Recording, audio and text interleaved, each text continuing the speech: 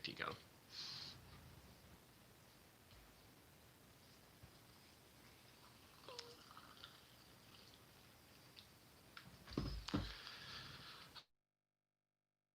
Today is Thursday, June 11th, 2020. My name is Jeremy, and this is my first cup of coffee. I gotta let that steep a minute. I just wanted to show everybody the kettle. I don't know why I felt the need to show you the kettle before I poured the water in. I didn't have to do that, but it's pre-coffee, so who's to say my brain's working right? You can see I cut my hair. Cut my hair, trim my face, shaved. I'm more aerodynamic now for when I don't run fast. I think we both feel bad. She stepped under my feet as I was feeding her, and I totally shin kicked her right in the skull. She didn't make any noise though, so I think she's okay. But I feel awful. If you have pets, you probably step on them or accidentally kick them or something from time to time, and you probably feel awful about it. Ugh. It sucks, right, Fish? Right, Fish? Alright. I bet this is ready. Oh, as we make a mess. As you get to look at the top of my head. Yesterday was a pretty good day. Got a lot done. Got so much done that I took a little bit of time off.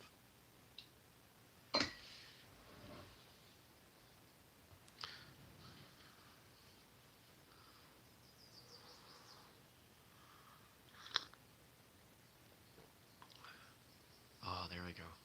So yesterday, if you were around yesterday when I made coffee with this thing, you'll know that I used boiling water for my coffee, which was A, way too hot, and 2, it burned the grounds or something, and it just didn't taste as good. This tastes much better. I set it on the lowest setting of 160. What's the next setting up? 175. I might kick it up from there. This thing heats up much faster than I would have expected. It was an Amazon thing, really well reviewed, and there was a open box one for 20 bucks. I really think that the open box items at Amazon are like, it's the deal people don't think about. Just, I've seen stuff in there that I've bought stuff that's effectively new at half price. It's crazy. What else did I buy? Some small food containers with really good lids that I use for pills and supplements and stuff when I travel. All right. So yesterday I got some work done. Went and coached CrossFit for the first time. Nope, we're not calling it CrossFit anymore. I coached functional fitness because we are extracting ourselves from CrossFit because the former CEO and stuff. You can go read about that if you want to. But anyways, went to the gym. It was my first time running a class in person of anything in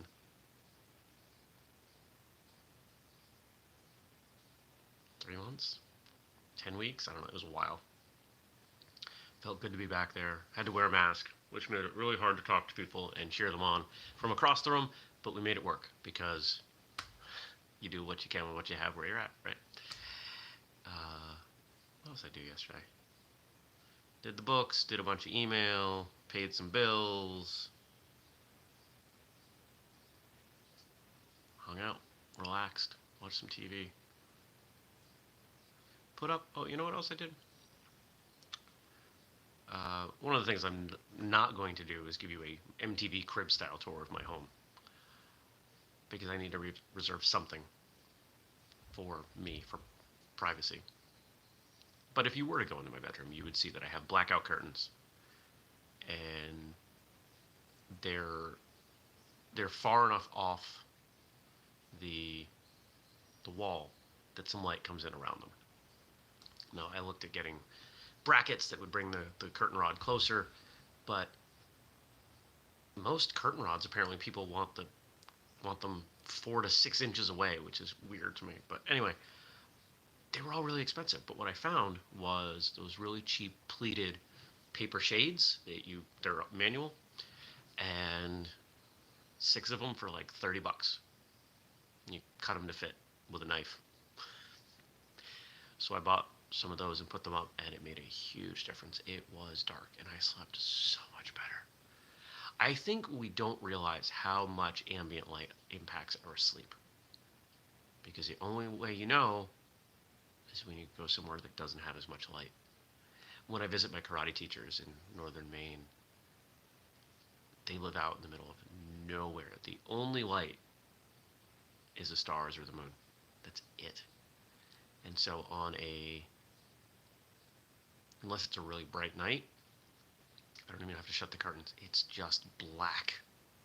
It's great. And I sleep so well when I'm there. So I think this made a difference. We'll see. We'll give it a couple more nights. They're not easy curtains to work with, because they're manual. But if it continues to work, maybe I'll undergo the expense of getting some real ones made. Some better shades or something. I don't know. But now we'll see, what else can I darken up in there. We'll turn it into we'll make a game of it. How dark can I make my bedroom? Well, we lost the cat. Apparently I didn't pet her enough. Now what's going on today? It's raining, but it's not raining that bad. It might be good weather to plant in. I still have a few things that I have to plant or want to plant. And my plan was to just put them all in one very small bed. I was thinking about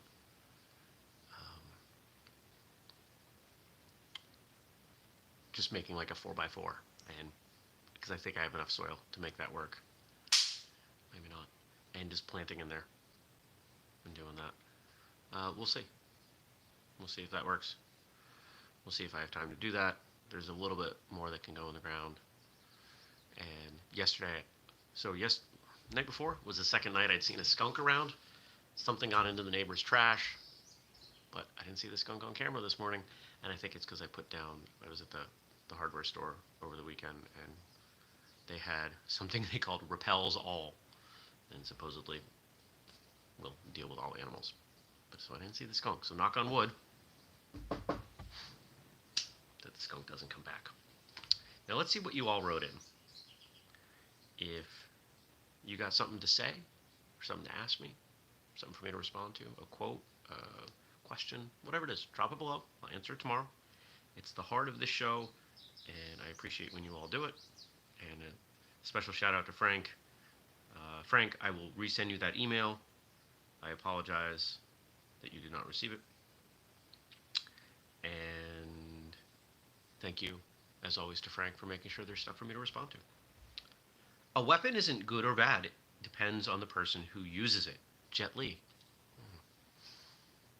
Now, there's not a lot I can say about that quote without going political, right? Because when people hear weapon, they often go to firearm. And this has certainly been a common talking point for people who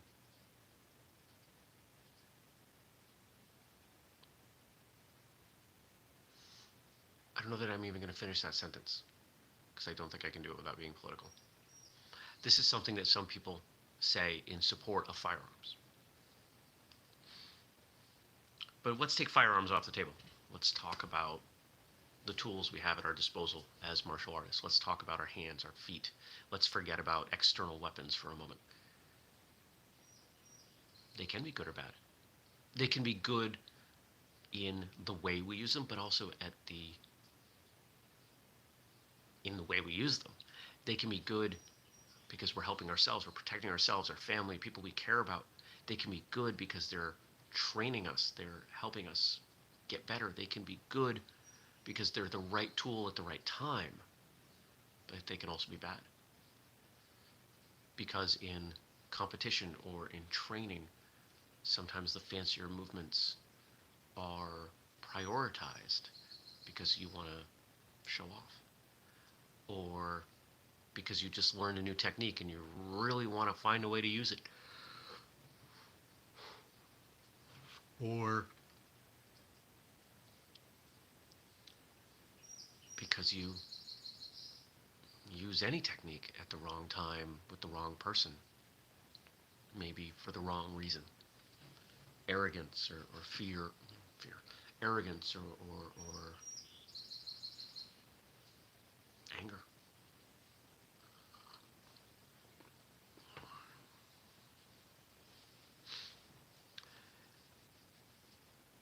I was raised that martial arts weapons are simply an extension of your body. If you achieve a high enough rank, if you, forget rank, if you have enough competency, in theory, you should be able to pick up anything. It could be a weapon you've never used before. It could be something that is not even a traditional martial arts weapon, and identify a way to use it. If you know how to use a bow and nunchaku and a sword and kama and tunfa, can you go pick up a garden rake and use that? And I don't just mean mimicking a bow staff, a bow. People lose their mind when you say bow staff because it's kind of it is redundant. It's sort of kind of redundant. It's a little bit redundant. It amazes me that you people come back and watch me because of this, or maybe that is why you watch. If you've never picked up just random household objects and used them as weapons, you should. We talked about that on a couple of episodes of Whistlekick Live, and then Gabe and Andrew made a video. One was using a hand broom and dustpan, and the other was using a hoe. So it was kind of cool. Remember, you are expressing the techniques and not doing the techniques. Bruce Lee. Yet another quote from people, yet another quote from a man who was held up as an example by those in the martial arts is only about fighting camp. You think that word expressing is an accident? No. What do we express? We express emotions. If a movement is an emotion, it is indicating how you feel and what is happening inside of you. That's not just combat. That's art. In the same way that the painter uses the brush to express their emotion as the paint goes on the canvas, as the sculptor expresses themselves in the way they put their fingers into the clay or chisel and hammer. We are artists. We are artists expressing who we are through our movement. And that is through all of our movement. It is not just forms, it's basics, it's sparring, it's self-defense, it's everything. Just as no two people are ever going to do a form the same way, no two people are going to do their basics the same way.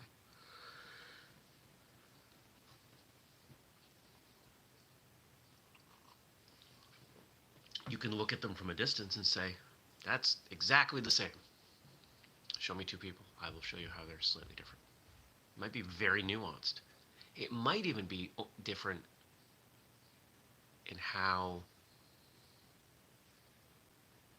they convey their energy as they do it. You could do the same technique with joy or with anger, and it'll be a different technique, even if it mechanically is identically the same. If you don't believe me, here's proof. Have you ever sparred with someone and you could tell by the way they sparred that they were having a bad day? I have. And I know I'm not alone. Plenty of people have been able to pick up on that. Hey, are you okay? You have a rough day at work? What's going on? We can feel it.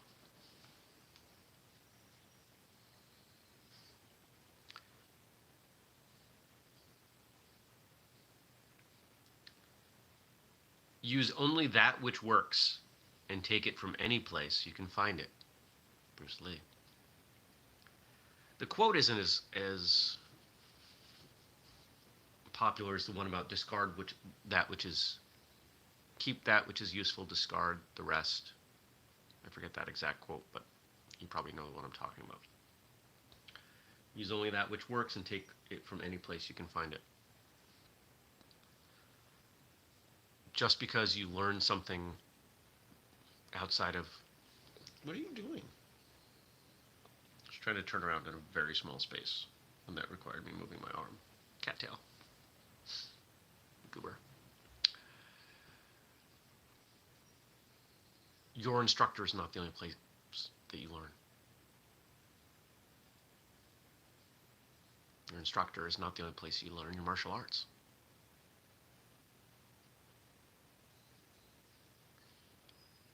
If you're living life, I hesitate to say correctly, but openly, you will pick up on things from everywhere.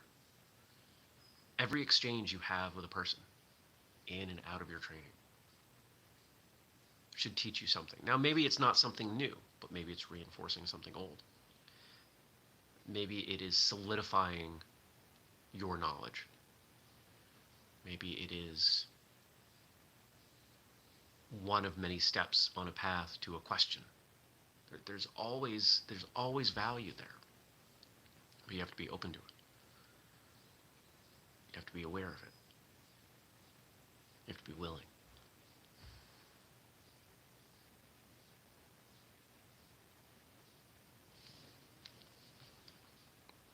One more. Karate Do is definitely a martial way, and its identity lies in Do, or principles. Any martial art without proper training of the mind turns into beastly behavior. Shoshin Nagamine. Any martial art without proper training of the mind turns into beastly behavior. There's a quote from somebody who I do not know or even know of, but I think it does a pretty good job encapsulating what I've been saying. Beastly behavior. I catch a lot of flack for my views on mixed martial arts. I mean, honestly, not that much. I should walk that back, because we don't present ourselves as having conversations about mixed martial arts. I don't make it a point to reach out to mixed martial artists. And when we have conversations on the podcast, I don't bring that subject up.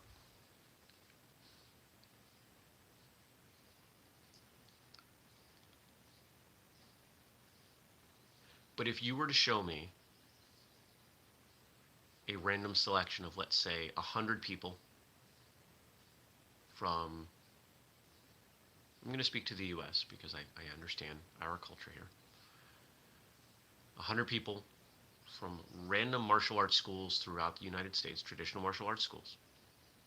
Different styles, different ages, different ranks. And you look at them over, let's say, a 3-year period.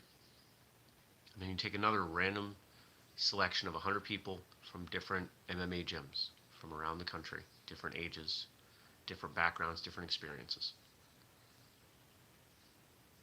If we were to build a psychological test that showed personal growth, and by personal growth I mean developing skills such as patience, empathy, self-esteem,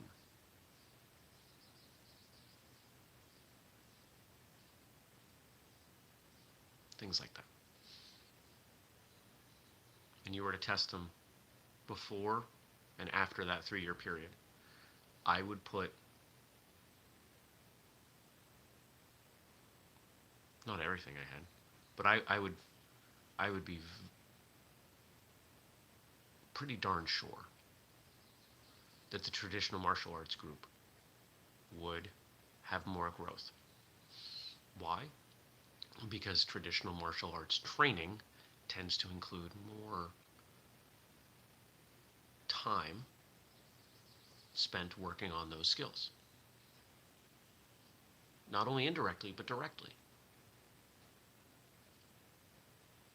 Whereas my admittedly limited experience with MMA gyms and how they conduct classes.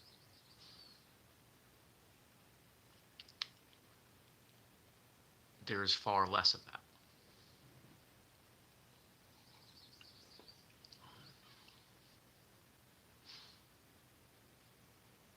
And I think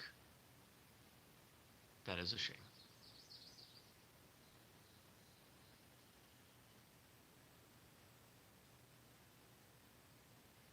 Beastly behavior. We aren't beasts. We have animal instincts. But part of humanity is finding a way to work with those instincts, or in some cases, denying them.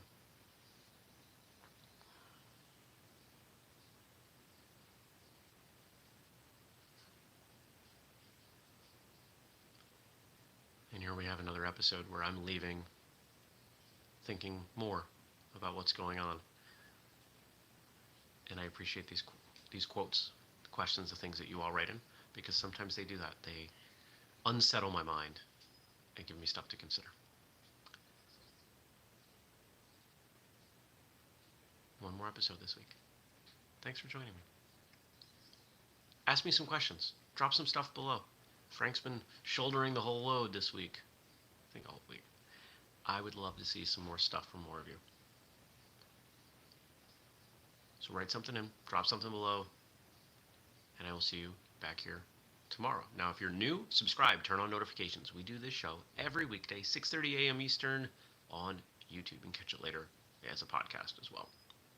If you want to support the work that we do at Whistlekick, make a purchase at whistlekick.com using the code FirstCut15, or support us on Patreon, patreon.com/whistlekick. Clearly, I need another cup of coffee. Stacy, you're not guilty of anything. Thank you. That's it. Thanks for watching. Thanks for your support. And I'll see you back here tomorrow for Friday. Take care, everybody.